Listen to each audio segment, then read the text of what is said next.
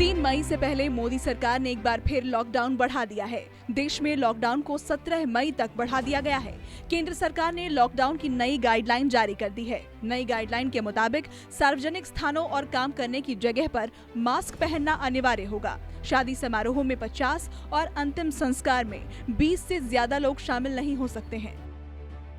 सरकार ने सार्वजनिक स्थानों पर शराब, गुटखा, पान और तंबाकू के सेवन पर बैन लगा रखा है, लेकिन इन सभी चीजों की बिक्री को मंजूरी दे दी गई है।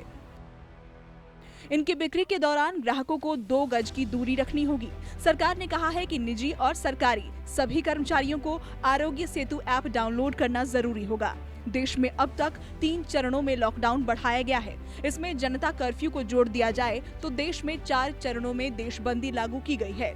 नए लॉकडाउन में सरकार ने ये प्रमुख निर्देश जारी किए हैं। पब्लिक प्लेस और वर्क प्लेस पर मास्क लगाना जरूरी है। पब्लिक प्लेस, वर्क प्लेस और ट्रांसपोर्ट सेवाओं के इंचार्ज की ये जिम्मेदारी होगी कि वो सरकार के निर्देशों के अनुसार सोशल डिस्टेंसिंग का पालन करवाएं। किसी भी संस्थान या पब्लिक प्लेस के मैनेजर को 5 या उससे ज्यादा लोगों के एक साथ जमा करने की इजाजत नहीं होगी। शादी में 50 और अंतिम संस्कार में 20 से ज्यादा लोगों को शामिल होने की इजाजत नहीं मिलेगी। पब्लिक प्लेस पर थूकने पर सजा के साथ जुर्माना। पब्लिक प्लेस पर शराब, गुटखा और तंबाकू का सेवन प्रतिबंधित रहेगा।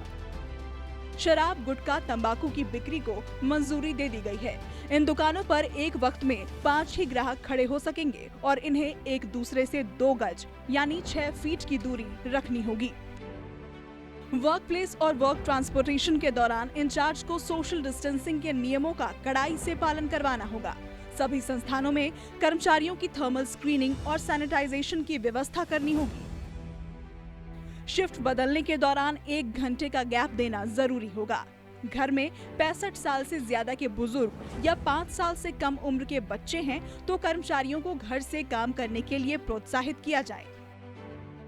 निजी और सरकारी क्षेत्र के सभी कर्मचारियों के लिए आरोग्य सेतु ऐप डाउनलोड करना जरूरी होगा।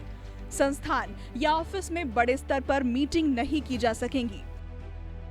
वर्क प्लेस पर इलाके के कोविड अस्पतालों की सूची जरूरी होगी। किसी भी कर्मचारी में कोई लक्षण दिखे तो उसे तुरंत चेकअप के लिए भेजें।